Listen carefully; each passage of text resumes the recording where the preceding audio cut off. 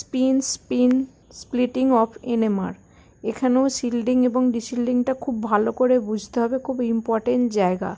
Concept clear করার জন্য এনএমআরের প্রত্যেকটা ভিডিও একটু হয়তো বড় হয়েছে, কিন্তু কনসেপ্ট প্রত্যেকটাতেই ক্লিয়ার হয়ে যাবে। এমসিকিউ কোশ্চেনের জন্য এই ভিডিওগুলো বানানো হয়নি, শুধুমাত্র কনসেপ্ট। এনভায়রনমেন্টাল এফেক্ট হতে পারে একটা কেমিক্যাল শিফট, আর একটা হচ্ছে স্পিন স্প্লিটিং। এতদিন ধরে কেমিক্যাল শিফট বিভিন্ন রকম পড়েছিলাম, sp3 sp2, primary carbon, secondary carbon, tertiary কার্বনের সাথে প্রোটন অ্যাটাচ থাকলে কিরকম কি হবে সেগুলো আমরা ডিটেলসে আলোচনা করেছিলাম। তার এইগুলো জানতে গেলে আমার প্রিভিয়াস ভিডিওগুলো দেখতে হবে, খুব ইম্পর্টেন্ট জায়গা। অনেক বইয়েতে ইলেকট্রনিক ডিরেকশনগুলো কিন্তু রংলি প্রেজেন্ট করা আছে, সেক্ষেত্রে ভিডিওটা দেখলে অনেকটা ক্লিয়ার হয়ে যাবে, নিজেরাও বুঝতে পারবে। আজকে তাহলে যেটা করবো, লাস্ট স্পিন স্প্লিটিং। আমি এখানে একটা এক্সাম্পল নিয়ে নিয়েছি, আর কেমিক্যাল শিফটটা কি সেটাই এক্সাম্পলটা দিয়ে একবার জাস্ট মেমোরাইজ করে দিচ্ছি। ক্লোরিন হচ্ছে CH3CH2Cl নিয়েছি। ক্লোরিন যেহেতু মোর ইলেকট্রোনেগেটিভ এলিমেন্ট, ও কি করবে, ওর ইলেকট্রন কি করবে, বন্ড বরাবর টেনে নেবে। তাহলে এই দুটো প্রোটন কি হয়ে যাবে, বেশি ডিসিল্ডেড হয়ে যাবে, ইলেকট্রন ডেনসিটি কমে যাবে।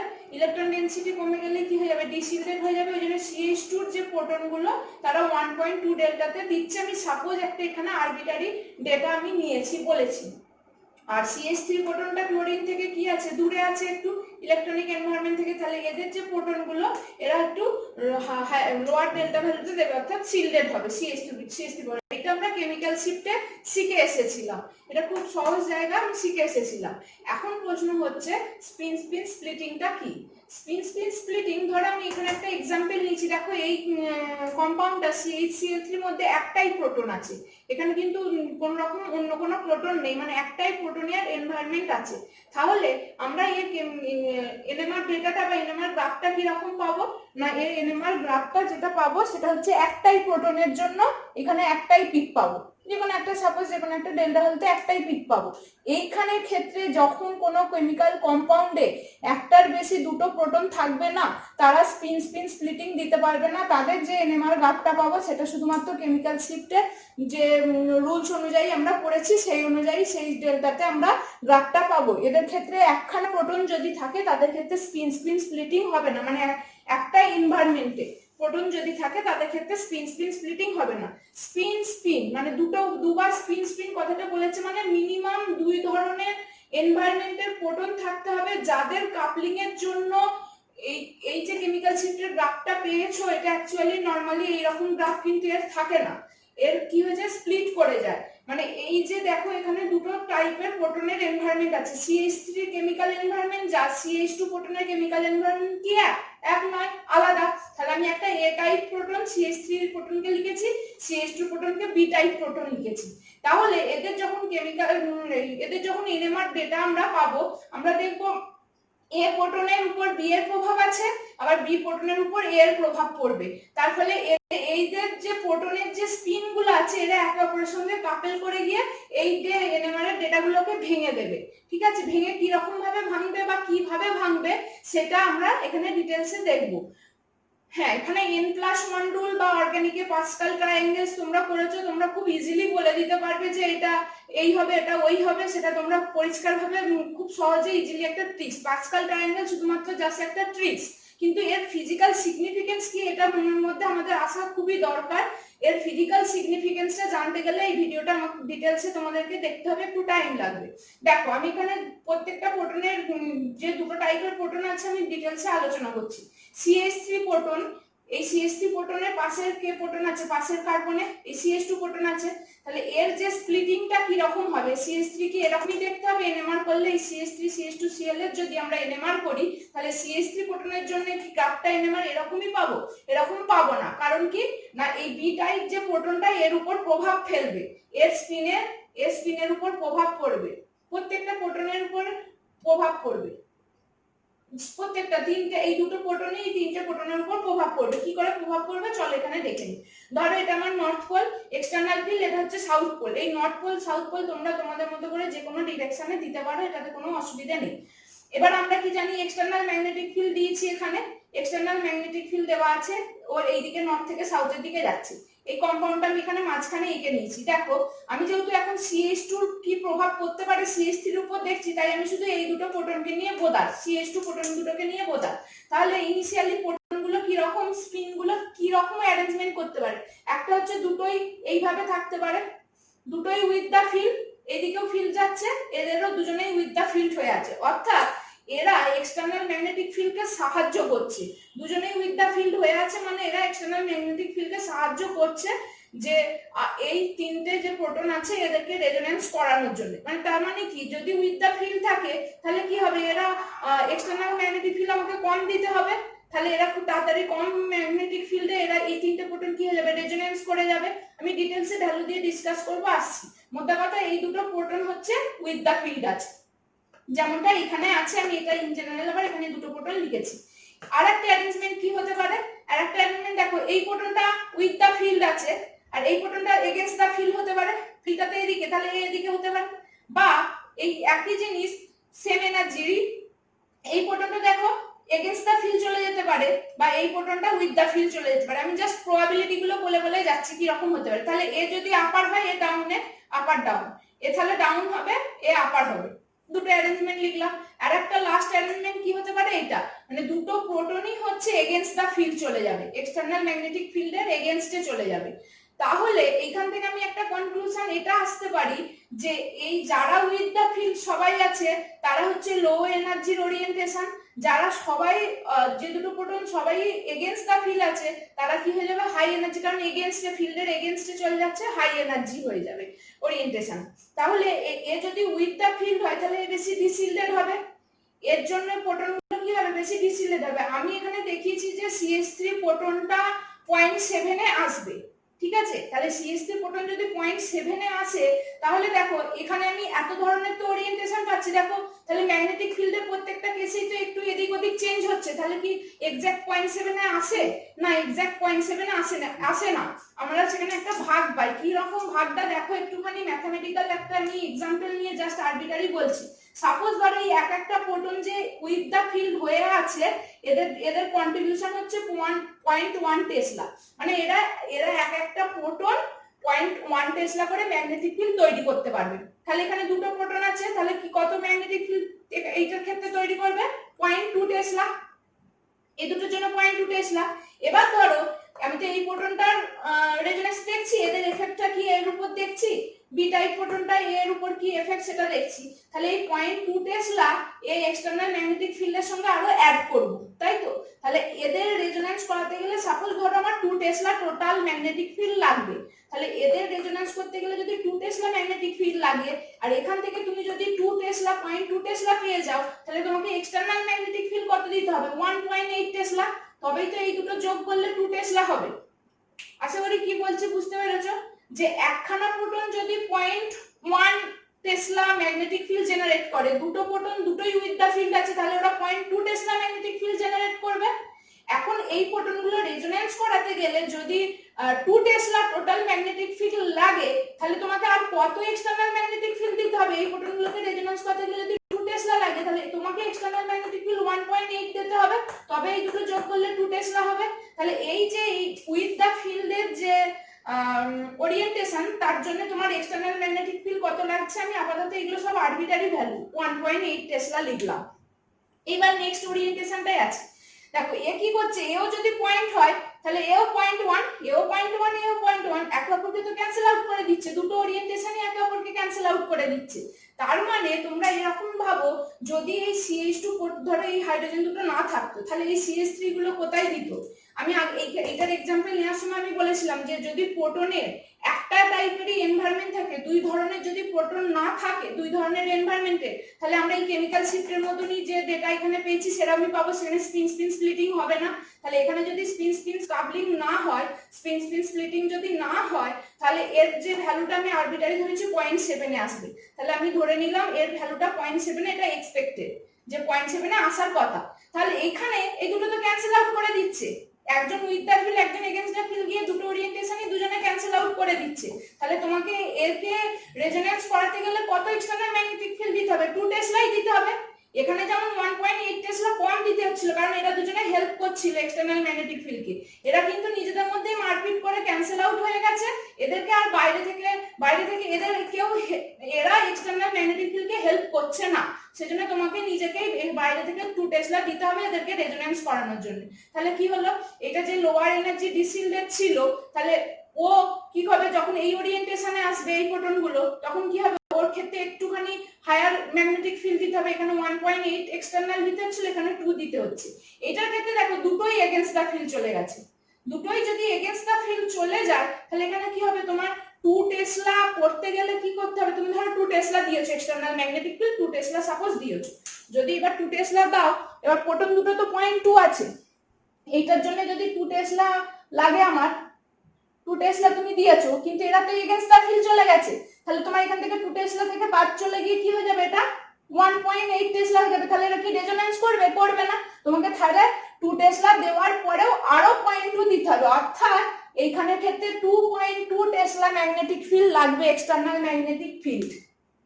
আশা করি বুঝতে পেরেছো যে এখানে যে 0.2টা এটা কি করবে, এখানে ক্ষেত্রে এক্সট্রা যোগ করতে হবে, মানে এটা তো ক্যান্সেল আউট করে দিচ্ছে। তুমি যদি 2 টেসলা ম্যাগনেটিক ফিল্ড দিতে, তাহলে সেখান থেকে 0.2 বাদ দিলে 1.8 হয়ে যাচ্ছে, তাহলে তোমাকে 2.2 দিতে হবে, তবে ওই 0.2টা ক্যান্সেল আউট হয়ে 2 এ আসবে। তাহলে হচ্ছে এই যে তিনটে ওরিয়েন্টেশনে আমি দেখলাম, তাহলে এক্সটার্নাল ম্যাগনেটিক ফিল্ড এটার ক্ষেত্রে দেখো 1.8 টেসলা লাগছে, এটার ক্ষেত্রে 2 টেসলা লাগছে, এটার ক্ষেত্রে দেখো 2.2 টেসলা লাগছে। তাহলে এ বেশি শিল্ডেড হচ্ছে, কারণ এর দেখো ম্যাগনেটিক ফিল্ডটা বেশি লাগছে। হায়ার ম্যাগনেটিক ফিল্ড হলে কি হবে, আপ ফিল্ড হবে, আর লোয়ার ম্যাগনেটিক ফিল্ড হলে কি হবে, ডাউন ফিল্ড হবে। আর এটা যেটা এক্সপেক্টেড হওয়ার কথা 0.7 দেবে। তার মানে CH3 এর এই গ্রাফটা কি রকম আসবে, এখানটা একটুখানি ভালো করে দেখো, এটা কোথাও কিন্তু এরকম ভাবে বলা থাকে না কোনো বইতে। এইটা হচ্ছে যে এই দুটোর জন্য, এই দুটো অ্যারেঞ্জমেন্টের জন্য যেটা 0.7 আসার কথা ছিল, এইটা এসছে। কিন্তু এইটা তো তোমার একটু হলেও এর থেকে ম্যাগনেটিক ফিল্ড কম, তাহলে কি হবে, এইদিকে একটু ডিসিল্ডেড হবে, যেটা এক্সপেক্টেড তার থেকে ডিসিল্ডেড হবে। সেই জন্য এইটার জন্য হচ্ছে এইটা, এই অ্যারেঞ্জমেন্টের জন্য এইটা একটুখানি ডিসিল্ডেড হয়েছে। আর ওইটা দেখো আপার ফিল্ডে চলে গেছে, হাই এনার্জি ম্যাগনেটিক ফিল্ড লাগছে, তাহলে এটা কি হচ্ছে, এক্সপেক্টেড থেকে এই দিকে চলে আসছে, তার মানে কি ও শিল্ডেড হচ্ছে।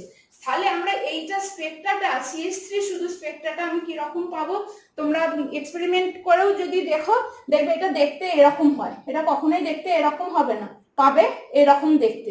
তাহলে এই যে কেন এই একদিকের ফিল্ডটা এরকম ডিসিল্ডেডের জন্য আছে, একদিকেরটা শিল্ডের জন্য কেন আছে, আশা করি যে ছোট ছোট ম্যাগনেটিক ফিল্ডে জেনারেট করছে প্রোটনগুলো, তার জন্য হচ্ছে। এই কারণটা কিন্তু সেরকম ভাবে কোনো বইতে লেখা নেই, তোমরা এটা খুব ভালোভাবে পড়বে, খুব ইম্পর্টেন্ট জায়গা। তাহলে এইটা যে স্পিন স্প্লিটিং করে আমি এখানে একটু কম্পাউন্ডটা মুছছি, স্পিন স্প্লিটিং করে, তাহলে আলটিমেট যে গ্রাফটা পাবো সেটা এরকম। তার মানে এই যে এইটা তো তোমার এক্সপেক্টেড হওয়ার কথা ছিল 0.7, এ কি হচ্ছে কিছুটা ডিসিল্ডেড হয়ে গেছে, কম মিলে গেছে, সেটা হচ্ছে এইটা। আর ও কি হয়েছে, ও কিছুটা সিল্ডেড হয়ে গেছে, সেজন্য কি হয়েছে, আপ ফিল্ডের দিকে চলে গেছে।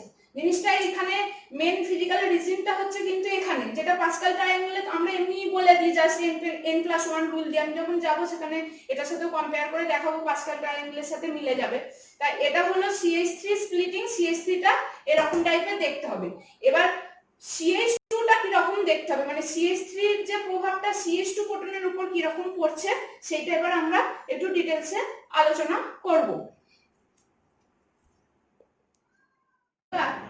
A প্রোটনটার প্রভাব B এর উপর কি রকম আছে সেটা এবার আমরা দেখব, অর্থাৎ CH2 স্প্লিটিংটা দেখব বাই CH3 প্রোটন দিয়ে। তাহলে এর কতগুলো অ্যারেঞ্জমেন্ট হতে পারে CH3 প্রোটনের, সেগুলো আমি এখানে টোটালটা ড্র করেছি, ভালো করে দেখে নাও। এখানে এই তিনটে প্রোটন CH3 দেখো তিনজনেই আপ ফিল্ড হয়ে আছে, অর্থাৎ এক্সটার্নাল ফিল্ডের সাথে উইথ দা ফিল্ড হয়ে আছে, অর্থাৎ এই অ্যারেঞ্জমেন্টটা। তাহলে উইথ দা ফিল্ড হলেই সবকটা অ্যারেঞ্জমেন্টই যদি উইথ দা ফিল্ড হয়, তাহলে কি হয়ে যাবে, সেটা সবথেকে লো এনার্জি ওরিয়েন্টেশন হবে CH3 প্রোটনে। নেক্সট হচ্ছে এই অ্যারেঞ্জমেন্টটা হতে পারে যেখানে দুটো প্রোটন উইথ দা ফিল্ড হয়ে আছে আর একটা এগেইনস্ট দা ফিল্ড হয়ে আছে। এখানে এটা শুধু জাস্ট কম্বিনেশন করেছি, দেখো এখানে দুটো প্রোটন উইথ দা ফিল্ড, এ এগেইনস্ট দা ফিল্ড, এখানে আবার এ এগেইনস্ট দা ফিল্ড গেছে, এই দুটো প্রোটন হচ্ছে আবার উইথ দা ফিল্ড। তার মানে এখানে অ্যারেঞ্জমেন্টটা, এই পুরোটাতে অ্যারেঞ্জমেন্টটা কি রকম না, দুটো উইথ দা ফিল্ড থাকবে, একটা এগেইনস্ট দা ফিল্ড, প্রত্যেকটা করে দেখো দুটো উইথ দা ফিল্ড, একটা এগেইনস্ট দা ফিল্ড আছে। এরকম 3টে ওরিয়েন্টেশন পেলাম। একইভাবে আরো 2টো ওরিয়েন্টেশন আছে। এইটার ক্ষেত্রে দেখো এখানে যেমন দুটো উইথ দ্য ফিল, একটা এগেনস্ট দ্য ফিল, এখানে ক্ষেত্রে দুটো হচ্ছে এগেনস্ট দ্য ফিল, একটা উইথ দ্য ফিল। দেখো প্রত্যেকটার ক্ষেত্রেই হচ্ছে দুটো এগেনস্ট দ্য ফিল, একটা উইথ দ্য ফিল, দুটো এগেনস্ট দ্য ফিল, একটা উইথ দ্য ফিল। এই যে দুটো উইথ দ্য ফিল, একটা এগেনস্ট, দুটো হচ্ছে উইথ দ্য ফিল, একটা এগেনস্ট দ্য ফিল। এখানে হচ্ছে এই দুটো উইথ দ্য ফিল, এটা এগেনস্ট দ্য ফিল। আর এইটা হচ্ছে ওইটার ঠিক অপোজিটটা, মানে লোয়ার এনার্জি ঠিক অপোজিট, অর্থাৎ হায়ার এনার্জি, মানে সবাই হচ্ছে এগেনস্ট দ্য ফিল, মানে নর্থ থেকে সাউথে এক্সটার্নাল ফিল্ড এই যে যাচ্ছে সবাই এরা হচ্ছে এগেনস্ট দ্য ফিল, মানে এই অ্যারেঞ্জমেন্টে থাকবে। তাহলে এ হচ্ছে সব থেকে হাই এনার্জি ওরিয়েন্টেশন পাবো, আর এর হচ্ছে সব থেকে লো এনার্জি ওরিয়েন্টেশন। একইভাবে আমি ধরে নিলাম যে এই CH2 প্রোটনটা রেজোনেন্স করতে গেলে, সাপোজ এগুলো সব বারবার বলছি আরবিটারি ভ্যালু, এগুলো কিন্তু এক্সাক্ট ভ্যালু নয়, এগুলো জাস্ট বোঝানোর জন্য আমি বলছি। তাহলে রেজোনেন্স করতে গেলে এই দুটো প্রোটন সাপোজ ধরে নাও 2 টেসলা ম্যাগনেটিক ফিল্ড লাগবে। তাহলে এখন প্রত্যেকটা প্রোটন যদি 0.1 করে কন্ট্রিবিউশন করে, তাহলে এখানে 3টে প্রোটন কত কন্ট্রিবিউশন করবে? 0.3 কন্ট্রিবিউশন করবে। তাহলে 2 হতে গেলে এটার ক্ষেত্রে এক্সটার্নাল ম্যাগনেটিক ফিল্ড কত দেবো? 1.7। আর 0.3 এখান থেকে পাচ্ছি, এরা উইথ দ্য ফিল্ড তিনজনেই হয়ে আছে, প্লাস হচ্ছে আমি বাইরে থেকে 1.7 দিচ্ছি, আমাকে করতে হবে 2 টেসলা, তবে এর রেজোনেন্স যাবে। তাহলে আমরা এখানে টাউ ভ্যালুটা কত? এই ওরিয়েন্টেশনের ক্ষেত্রে 1.7। আবারও বলছি আরবিটারি ভ্যালু কিন্তু এগুলো। এরপরে এটার ক্ষেত্রে দেখো দুজন তো উইথ দ্য ফিল্ড হয়ে আছে, একজন এগেইনস্ট দ্য ফিল্ড হয়ে আছে। তাহলে যেহেতু সবকটা প্রোটনেরই ভ্যালু 0.1 করে, তাহলে এরা দুজন একে অপরকে ক্যান্সেল আউট করে দেবে। যে কোনো দুটো একে অপরকে ক্যান্সেল আউট করে দেবে, সেই দুটোকে আমি ধরবো না। এগুলো ক্রস হয়ে গেল। তাহলে বাদ বাকি পড়ে থাকছে কটা করে? একটা করে প্রোটনের প্রোটন কি হচ্ছে উইথ দ্য ফিল্ড হয়ে আছে। দেখো এরা সবাই উইথ দ্য ফিল্ড হয়ে আছে, এক্সটার্নাল ম্যাগনেটিক ফিল্ড কে হেল্প করছে। তাহলে এরা 2 টেসলা হতে গেলে এরা তাহলে কত লাগবে আমার এক্সটার্নাল ম্যাগনেটিক ফিল্ড? মানে একটা 0.1 পাচ্ছি, তাহলে আমার এক্সটার্নাল ম্যাগনেটিক ফিল্ড 1.9 দিতে হবে, তবে আমার রেজোনেন্স করার জন্য যে 2 টেসলাটা লাগবে সেটা পাবো। তাহলে এইটার ক্ষেত্রে 1.7 দিলাম ম্যাগনেটিক ফিল্ড, এটার ক্ষেত্রে 1.9। বক্সে যেগুলো লেখা আছে সেগুলো আরবিটারি ম্যাগনেটিক ফিল্ড কতটা দিচ্ছি এক্সটার্নাল ম্যাগনেটিক ফিল্ড সেইটা। এটার ক্ষেত্রেও দেখো, এটার ক্ষেত্রে আমার কি আছে না, এটার ক্ষেত্রে দেখো দুটো প্রোটন নিচের দিকে আছে আর একটা উইথ দ্য ফিল্ড হয়ে আছে, অর্থাৎ এখানেও সেই এর মতনই সেম হবে, ক্যান্সেল আউট হয়ে যাবে। এগুলো দেখো ক্যান্সেল আউট হয়ে গেছে।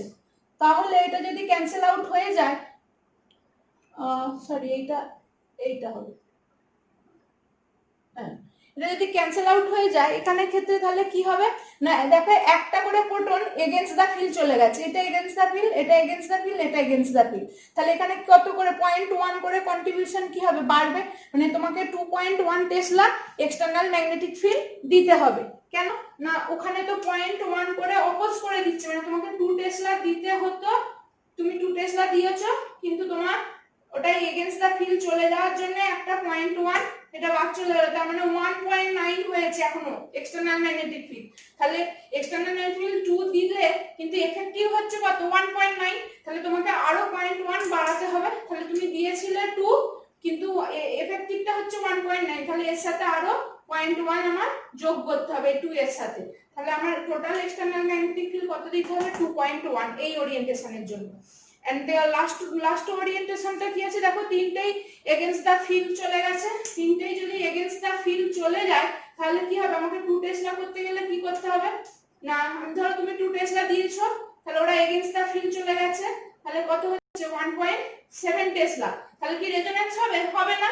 তাহলে তুমি 2 টেসলা দিতে এফেক্টিভটা হয়ে যাচ্ছে 1.7, তাহলে তোমাকে আরো 0.3 এক্সট্রা এর সাথে অ্যাড করতে হবে, তবে তোমার কি বলে, তবে তোমার এইটা রেজোনেন্স করবে প্রোটনটা। তাহলে 2 টেসলা দিয়েছিলে, তার সাথে আরো 0.3 টেসলা দিলে, তবে 2.3 আমি ম্যাগনেটিক ফিল্ড দিলে এটার ক্ষেত্রে, তবে সে রেজোনেন্সে পার্টিসিপেট করবে। তাহলে প্রবাবিলিটি দেখি, এইটার ওরিয়েন্টেশন একটা টাইপই হচ্ছে, তাই 1। এটা দেখো 3 ধরনের ওরিয়েন্টেশন থাকতে পারছে, 3 রকমের প্রবাবিলিটি আছে। এটার ক্ষেত্রেও 3, ওটার ক্ষেত্রেও দেখো 1। তাহলে এখানে যে পিক ইন্টেন্সিটি রেশিওটা হবে 1:3:3:1। এটা যখন পাস্কাল ট্রায়াঙ্গেল পড়াবো সেখানে ডিটেইলসে আমি রেশিওগুলো কি সিগনিফিকেন্স আছে সেটা আমি বলবো। তাহলে আমি এখান থেকে দেখতে পাচ্ছি আমার যে CH2 এর যে কেমিক্যাল শিফট এরকম আসার কথা ছিল, সেটা অ্যাকচুয়ালি দেখতে এরকম হবে না, সেটা এরকম ভেঙে যাবে। কেন না CH2 ক্ষেত্রে ভেঙে যাবে না, আমার পাশেই তিনটে CH3 প্রোটন ওকে স্প্লিট করে দেবে, মানে তিনটে প্রোটনের যে নিউক্লিয়াস আছে স্পিন স্পিন কাপলিং এর জন্য এ স্প্লিট হয়ে যাবে। এরকম দেখতে হবে না, দেখতে হবে এরকম। তাহলে টোটাল যে আমার পিকটা আমি যেটা পাচ্ছি এই গ্রাফটার জন্য, এটা তো কেমিক্যাল শিফট থেকে এসেছে। আমি এখানটা একটুখানি মুছে দিই। কেমিক্যাল শিফট থেকে ওই গ্রাফটা এসেছে, তখন স্পিন স্পিন স্প্লিটিং আমাদের করা হয়নি। তাহলে এখন স্পিন স্পিন স্প্লিটিং করে আমি যেটা পেলাম, এটা যদি TMS এর জন্য হয় তাহলে CH3 এর জন্য এটা পাবো, আর CH2 এর জন্য এটা পাবো। মানে অ্যাকচুয়ালি তাহলে প্রোটনটা স্প্লিটিংটা NMR গ্রাফটা কিন্তু দেখতে এরকম হবে না, এরকম হবে। তাহলে এটা কার জন্য? এটা CH2 এর জন্য। এটা কার জন্য? না এটা CH3 প্রোটনের জন্য।